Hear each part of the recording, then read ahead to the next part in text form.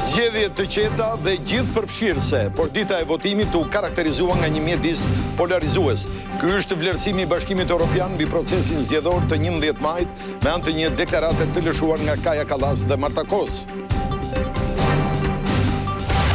Opozita do të protestojnë në 16 maj në Tiranë, ditën kur në kryeqytetin shqiptar do të jenë 47 liderët e komunitetit politik evropian. Berisha tha se me këtë protest do t'i tregohet Europës se zgjedhjet e 11 majit u diktuan nga krimi. Media prestigjioze amerikane Politico e konsideron historik mandatin e 4 që socialistët e kryeministrit Edi Rama siguruan në 11 maj. Politico shkruan se Rama zhdëpi kundërshtarët e lidhur me lëvizjen MAGA të Donald Trump. Mbyllet numërimi i votave për partitë dhe koalicionet në 9 qarqe të vendit. Procesi është drejt fundit edhe në Tiranë, Durrës e Fier. Deri tani Partia Socialiste numëron 82 mandate, ndërsa koalicioni Partisë Demokratike merr 52 mandate. Komisioni për ankesa e sanksione vendos që dhe votat e ardhura nga Greqia të numërohen një lloj si ato të mbritura nga vendet e tjera. Megjithatë, në Parkun Olimpik, ato po lihen më një anë nga numëruesit.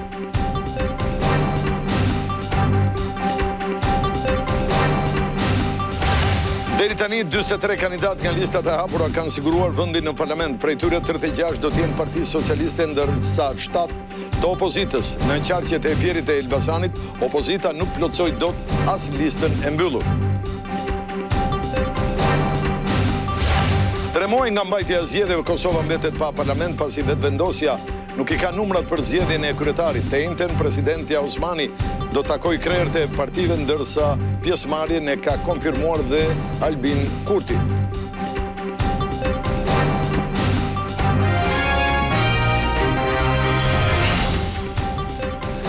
Zonja dhe zotërimi mbrëma, mirë se erdhët këtu në televizionin Klan. Ky është edicioni i lajmeve të orës 19:30.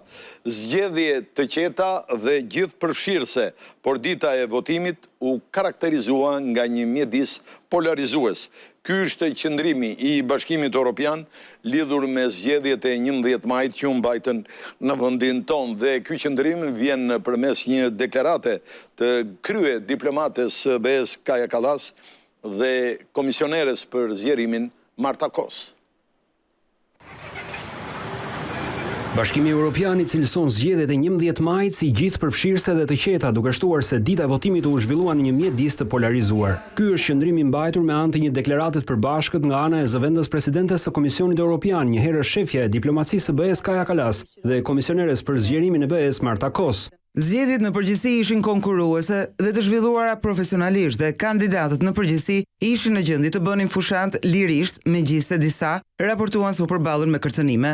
Megjithatë, votimi u zhvillua në një mjedis shumë të polarizuar, në të cilin garuesit nuk gëzonin kushte të barabarta loje. Për shkak të përdorimit të gjerë të burimeve administrative dhe ndikimit institucional, mund të jetë që shumica qeverisëse kishte një avantazh të pushtetit. U bën akuza të shumta për presion mbi votuesit, veçanërisht punonjësit publik. Brukseli në të njëjtën deklaratë bën të ditur se po ndjek të gjithë procesin zgjedhor të 11 majit deri në shpalljen e rezultateve. Bashkimi Evropian do të ndjek nga afër zhvillimet zgjedhore deri në certifikimin përfundimtar të rezultateve. Të gjitha forcat politike duhet të sigurojnë funksionimin e vazhdueshëm të institucioneve të vendit. Kallas dhe Kos gjithashtu theksojnë se inkurajojnë Shqipërinë që të ndjek të gjitha reformat e kërkuara për antarësimin e saj në BE, duke përfshirë edhe miratimin e një reforme zgjedhore që adreson të gjitha rekomandimet kryesore të misionit të ODIHR. Procesi i integrimit të Shqipërisë në BE është një objektiv strategjik kombëtar dhe një projekt për të gjithë shoqërinë, i cili mbështetet fuqimisht nga qytetarët e Shqipërisë.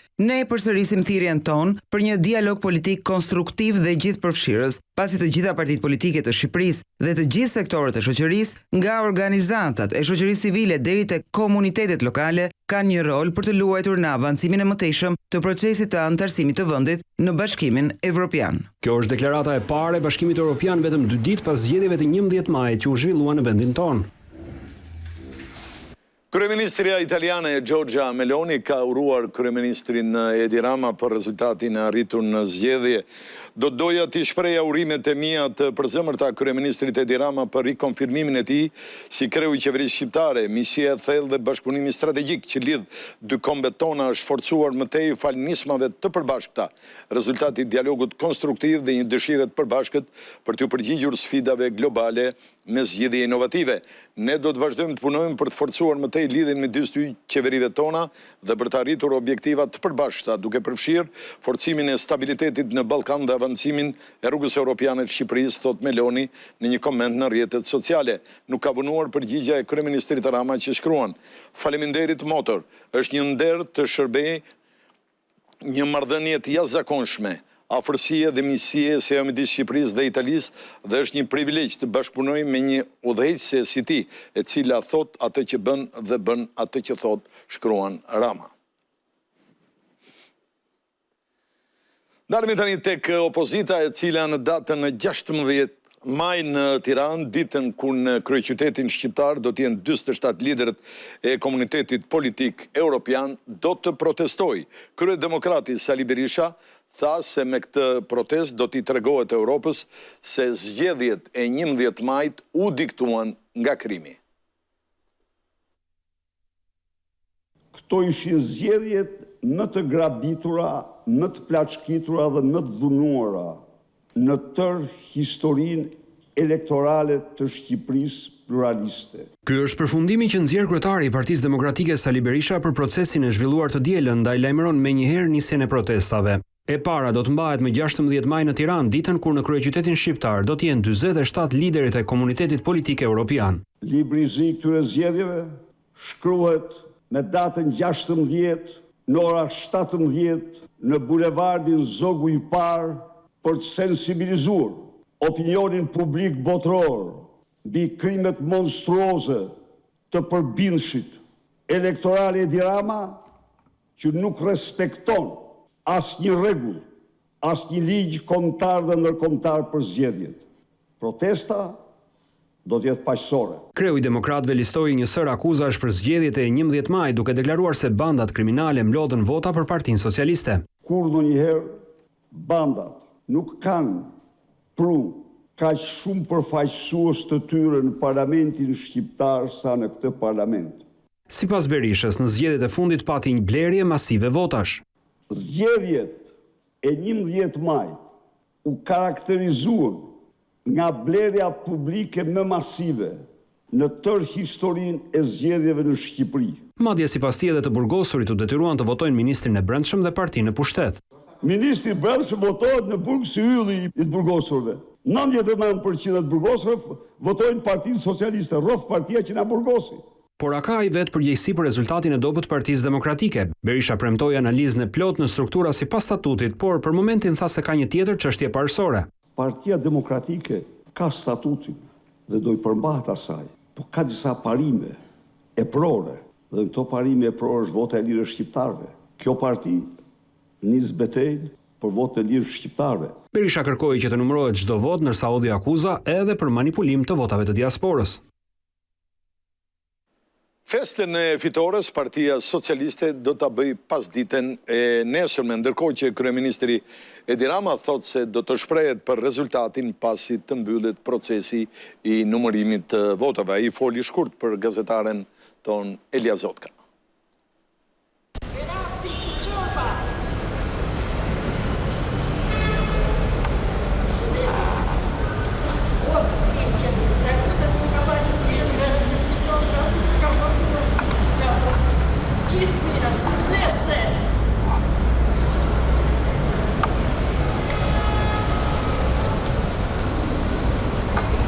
Drama të nërë, shumë të gjithë shkurë për fitore.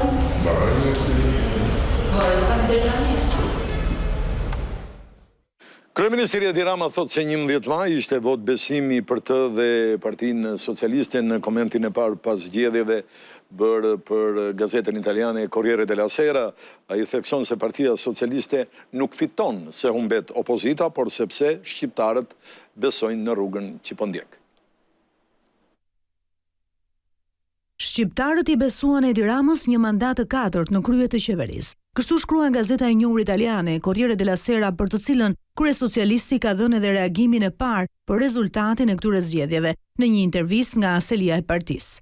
Ai fiton midis shqiptarëve të Shqipërisë dhe midis bashkombësve të tij jashtë vendit, mban qendër jug dhe pothuajse pushton veriun, bastionin e opozitës, shkruhet më tej në këtë artikull. I pyetur nëse ai e priste një fitore kaq të thellë pas 12 vitesh në qeverisje, Rama shprehet: Sinqerisht po, sepse punuam shumë për të arritur te kjo fitore, duke folur me fakte, duke treguar qartë rrugën kryesore për Shqipërinë e fëmijëve tan, duke i besuar dhe duke u fokusuar rinovimit të brezave në listat tona të kandidatëve, dhe kur kemi promovuar edhe shumë gra e vajza, po ashtu duke organizuar partinë për një lojë të madhe skuadre në terren. Kryesocialisti jep edhe arsyet pse shqiptarët e votuan.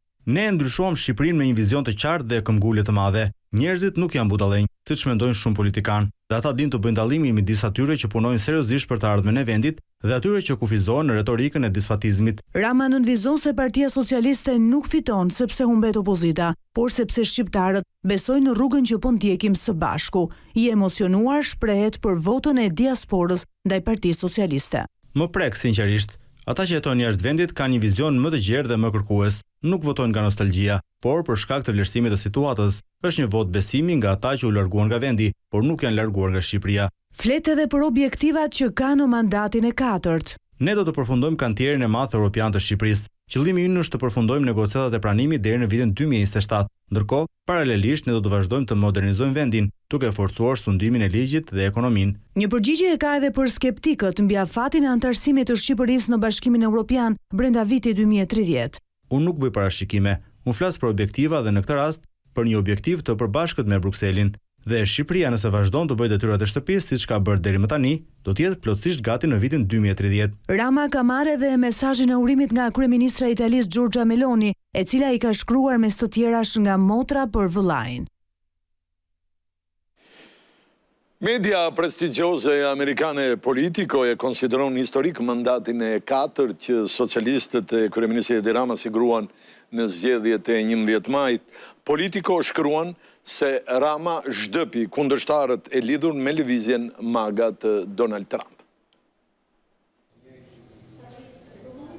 Rezultati i zgjedhjeve parlamentare të 11 majit në Shqipëri për variantin evropian të medias prestigjioze amerikane Politico tregon jo thjesht një fitore të shumicës qeverisëse përballë opozitës. Rama zhdop kundërshtarët e lidhur me MAGA-n, siç njihet shkurt lëvizja politike e Donald Trumpit, është titulli i artikullit që pasqyron rezultatin e votimeve të së dielës. Në një intervistë që Rama i dha pas qartësimit të rezultatit, Politico veçon ndër të tjera një citat të tij ku ironizon zgjedhjen e koalicionit opozitar të Partisë Demokratike Aleanca për Shqipërinë Madhështore për të marrë si këshilltar në fushat ideatorin e strategjisë së të Donald Trumpit në shtëpinë e bardhë, Chris Lasivitën, një fakt që sipas artikullit nuk e shqetëson Ramën. Të punësosh Lasivitën dhe të mendosh se do të bëhesh Trump është si të punësosh një berber të Hollywoodit dhe të mendosh se do të bëhesh Brad Pitt. Kryesocialistit vijon më tej Politico i bën përshtypje që demokratët besuan se vetëm se dikush punon për Trumpin mund të bardh fuqitë e tij magjike. Në çdo rast kjo është një komedi që ja vlen të shihet, citohet më tej Rama. Politico e konsideron historik mandatin e 4 qeverisës që Rama siguroi në këto zgjedhje me 82 deputet, disa herë më shumë se shumica e nevojshme për 71 vendesh në parlament që nevojiten për miratimin e qeverisë. Rama e përqendroi fushatën tek premtimi për ta antarësuar vendin në Bashkimin Evropian brenda 2030-s, duke shpresuar në një rikthim të ngjashëm me atë të Trumpit në vitin 2024, Partia Demokratike e Qendrës së Djathtë solli strategun e fushatës së Trumpit, Lasivitën, për të drejtuar fushatën e tyre, shkruan Politico. Ajo thekson se Lasivita u dha zë pretendimeve të Berishës për manipulim zgjedhor në një postim në rrjetin X, duke ndarë një raport nga mediat vendase në lidhje me një zyrë të dyshuar për blerje votash të Partisë Socialiste të vendosur pranë një qendre votimi në Tiranë. Ja se si duket vjedhja e votave në Shqipëri, me bekimin e narkoqeverisë Edi Ramës, thuaj më tej në postimin e Lasivitës. Delegacioni i Bashkimit Evropian këtu në Tiranë i cilëson terren me pretendimet se ambasadori Silvio Gonzato ka ndërhyrë për të hequr emra apo artikuj në raportin e ndërmjetëm të OSBE-Odirit për zgjedhjet e 11 majit. Siç theksoi së fundmi ambasadori i BE-s në deklaratat për shtyp, Bashkimi Evropian nuk ndërhyn dhe as nuk kërkon të ndikojë në proceset demokratike të Shqipërisë. Për më tepër, raportet e vëzhgimit të zgjedhjeve të OSBE-Odirit janë të pavarura, të paanshme dhe të bazuara vetëm në gjetjet e verifikuara nga ekipet e tyre të vëzhguesve, thuhet në deklaratën për medjen të selisë së BE-s. Mëtej theksohet se BE-ja është këtu për të mbështetur dhe shoqëruar Shqipërinë në rrugën e saj europiane, jo për të ndërhyrë ose manipuluar në asnjë mënyrë, dhe se dezinformimi mund të minojë besimin e publikut në proceset demokratike. Ka përfunduar procesi i numërimit të votave për partitë dhe koalicionet në 9 qarqe. Në bazë të lënave paraprake, llogaritet në parlamentin e ardhshëm do të ketë 82 deputet PS-ja dhe 52 PD-ja. Ndërkohë i shohim rezultatet bashk. Kjo është tabela për Shqipërinë. Shikojmë 34.32% ka Partia Demokratike përkthyer në 52 mandate, Partia Socialiste 52.16% përkthyer në 82 mandate dhe partitë e tjera Mundësia 1 mandat, PSD-ja 3 mandate, Nisma 1 mandat, tjetra është 0, Bashkë ka 1 mandat. Pra, kjo është grafika. I shohim me qarqe. Në Berat, Partia Demokratike 2 mandate, nuk po lexoj 29.75%, pra ajo është e përkthyer në mandate. Në Berat, Partia Demokratike 2 mandate, Partia Socialiste 5 mandate, partitë e tjera nuk po i lexoj pasi shikoni vetë që janë 0 mandate. Kalojmë në Dibër, me sa duket, mbas Beratit do të shkojmë në Dibër, po, Partia Demokratike 2 mandate, Partia Socialiste 3 mandate. Partitë e tjera, sikur se i shikoni, janë 0. Nga Dibra do të shkojmë në Durrës, presim grafikët, po, Partia Demokratike në Durrës ka siguruar 6 mandate, Partia Socialiste ka siguruar 8 mandate, partitë e tjera janë 0. Shkojmë në Elbasan, nga Durrësi në Elbasan, Partia Demokratike 4 mandate, Partia Socialiste 10 mandate, partitë e tjera nuk kanë siguruar asnjë mandat. Nga Elbasani do të shkojmë në Fier. Në Fier Partia Demokratike ka 25.5% përkthyer 4 mandate, Partia Socialiste 62.78% përkthyer në 12 mandate. Nga Fieri shkojmë në Gjirokastër, të voglat nuk po i lexoj sepse i shikoni vetë janë 0. Në Gjirokastër, Partia Demokratike siguron 1 mandat, Partia Socialiste siguron 3 mandate. Në Korçë, nga Gjirokastra, zhvendosemi në Korçë, Partia Demokratike 4 mandate, Partia Socialiste 6 mandate. Nga Korça shkojmë në Kukës, Partia Demokratike kryeson këtu ka siguruar 2 mandate, Partia Socialiste ka siguruar 1 mandat, të tjerat janë 0. Nga Kukësin Lezhë, edhe këtu kryeson Partia Demokratike me 4 mandate, Partia Socialiste 3 mandate, të tjerët s'kan asnjë mandat. Nga Lezhë ngjitemi më lart, shkojmë në Shkodër, mbetemi në veri, 5 mandate Partia Demokratike, 4 mandate Partia Socialiste, ndërkohë që kemi Partinë Social-Demokrate me 2 mandate, Partia e Tom Doshit. Të tjerët janë 0. Nga Shkodra vim në kryeqytet, Partia Demokratike 14 mandate, Partia Socialiste 19 mandate, Mundësia 1, PSD-ja 1, Nisma 1, Bashkë 1. Dhe qarku i fundit është Vlora, shohim dhe këtu Partia Demokratike ka siguruar 4 mandate, Partia Socialiste ka 8 mandate, të tjerët janë 0. Dhe pas këtyre, pra, ky është konfigurimi i parlamentit të ardhshëm i shprehur në një grafik që krijon një ide fare të qartë se si do të jetë parlamenti i ardhshëm. Ndërkohë do të shohim edhe pikërisht rezultatet e diasporës, deri tani sepse nuk besoj që janë numëruar të gjitha. Shohim janë 53.77% është Partia Socialiste, 29.01% janë 2 partitë kryesore. Pra këto janë votat e numëruare deri tani. Shikoni kryeson Partia Socialiste 53.77 dhe 29.01 Partia Demokratike, ndërkohë të tjerët vijojnë sipas numrave që keni aty. Shkojmë në Berat, gjithmonë me votat e diasporës.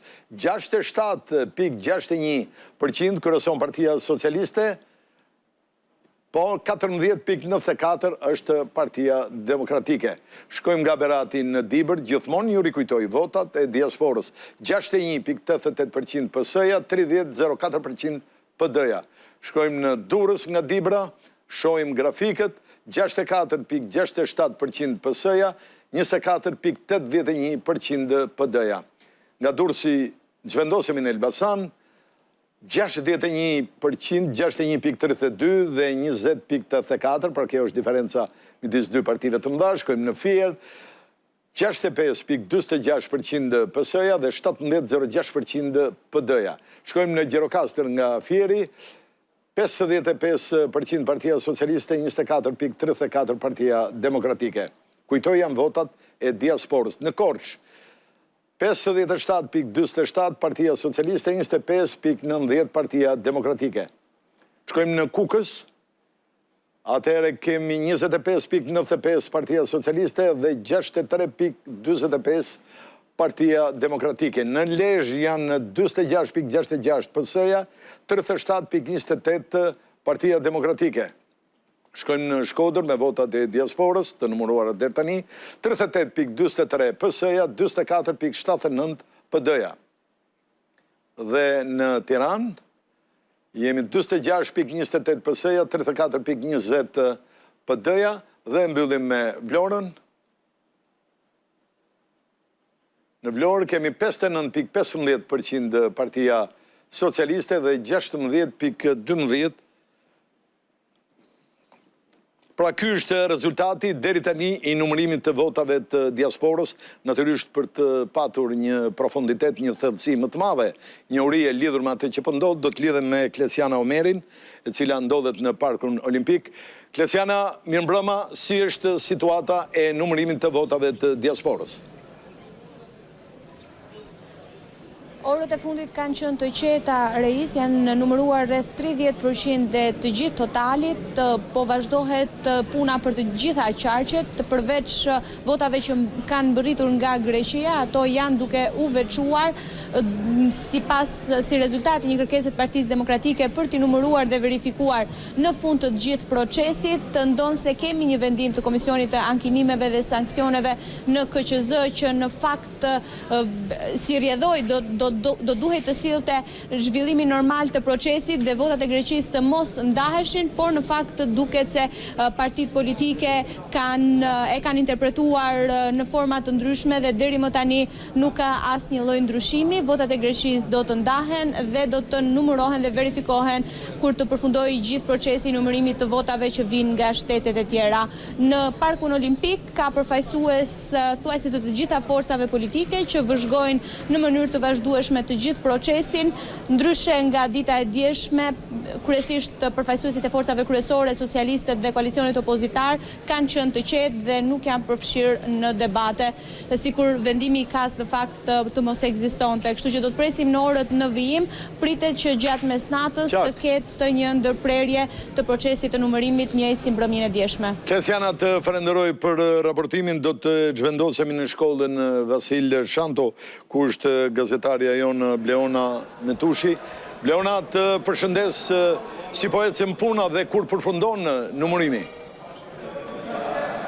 Reis, këtu në KZAZ-ën ku po numërohen votat e njësisë numër 5 në krye qytet, ka vijuar gjatë gjithë ditës numërimi pa ndërprerje dhe pa ndonjë incident domethënës. Aktualisht janë numëruar 78 kuti dhe kanë mbetur ende 18 të tjera, 7 prej tyre janë të hapura në grupet e numërimit, të cilat janë pas krave të midhe që vijojnë ti numërojnë ato. Deri më tani nga numërimi i këtyre kutive rezulton votat si më poshtë. Partia Socialiste ka rritur të grumbullojë nga njësia numër 5 në krye qytet 14.993 vota, Partia Demokratike 8.829 vota, Nisma Shqipëria Bëhet ka rritur të mbledh 1.134 vota dhe gjithashtu Partia Mundësia 2.241 vota. Pritet që numërimi për subjektet politike në këtë njësi të përfundojë gjatë ditës së sotme dhe ditën e nesërme nga paraditja të nisë numërimi për votat e kandidatëve. Falenderit Bleona për raportimin. Zhvendosemi pikërisht në shkollën Sami Frashi, ku është Maksi Rama, nuk e kam po. Maksi, si është situata dhe kur mendohet të përfundojë numërimi atje?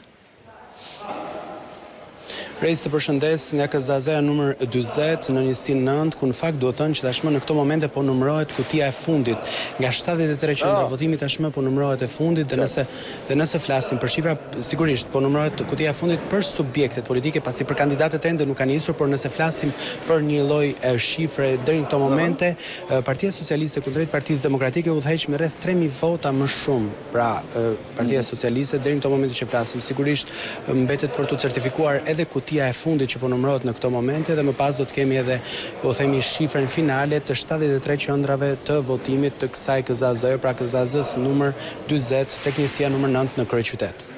Mirë, Maksi, unë të falenderoj për raportimin, do të vijojmë për të parë se si kanë ardhur mandatet në parlamentin e ri.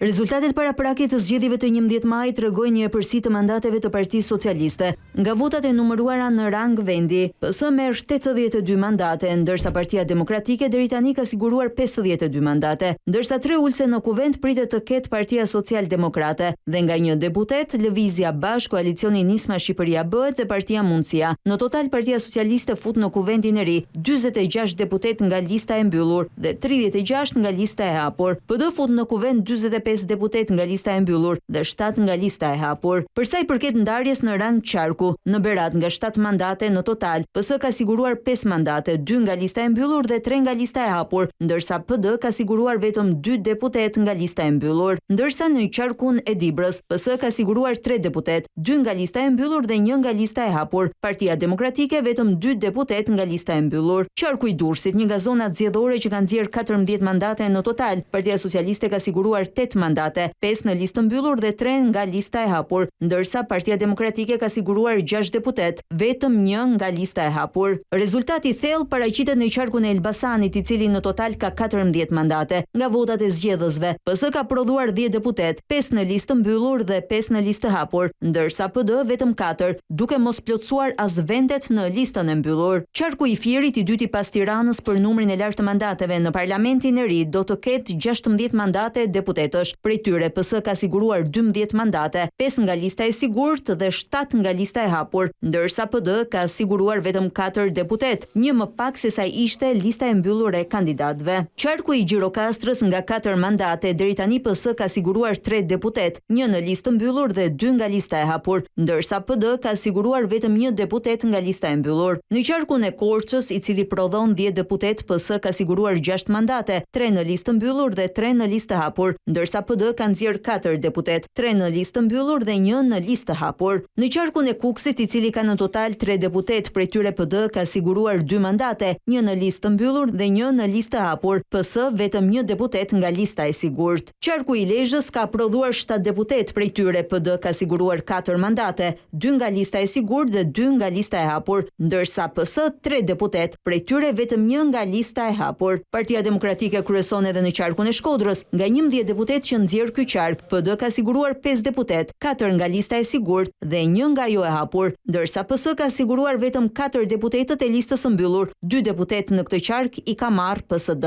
Qarku i Tiranës, më i madhi në vend, që nxjerr edhe numrin më të lartë të deputetëve me 37 mandate në total, PS ka siguruar 19 deputet, 12 nga lista e sigurt dhe 7 nga ajo e hapur, ndërsa PD ka siguruar 14 mandate, prej tyre vetëm 2 deputet janë nga lista e hapur. Në këtë qark kanë nxjerr deputet edhe Lëvizja Bashk, Koalicioni Nisma Shqipëria Bëhet dhe Partia Social-Demokrate. Nga zgjedhjet e 11 majit, qarku i Vlorës ka nxjerr 12 deputet, prej tyre PS ka siguruar 8 mandate, 4 nga lista e sigurt dhe 4 të tjerë nga lista e hapur, ndërsa PD ka siguruar vetëm 4 ulse në kuvent nga lista e mbyllur.